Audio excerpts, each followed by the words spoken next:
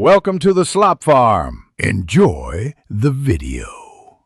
In this video, I will explain how to use the Ghost Key in a universal piece. This powerful feature grants you incredibly precise control over individual components. It allows you to manipulate specific parts without impacting any other elements of your design.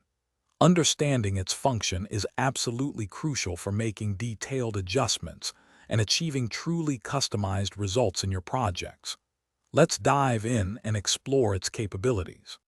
To begin, you will need to activate the Ghost Key. Look for its distinct icon, often resembling a translucent key, usually found within your main toolbar or a dedicated editing panel. Simply click this icon to toggle the Ghost Key mode on.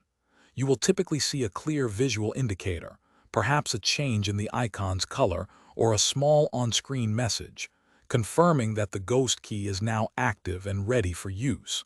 It's a straightforward process. Once activated, the Ghost Key empowers you to manipulate individual elements with precision.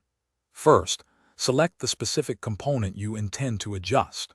With the Ghost Key active, you can then move, rotate, or scale that selected part entirely independently of the surrounding elements. For example, you might shift a small detail by 2 millimeters without disturbing anything else. Observe how changes are applied solely to your chosen component, offering unparalleled control over your design. To maximize your efficiency with the Ghost Key, always ensure you have precisely the correct component selected before making any adjustments. If you accidentally make an unintended change, remember to utilize the undo function immediately. It's your best friend for quick corrections. Consistent practice is key to mastering this powerful tool.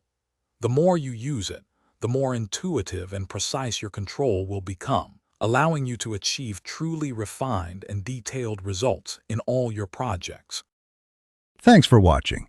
Consider subscribing if we helped you today.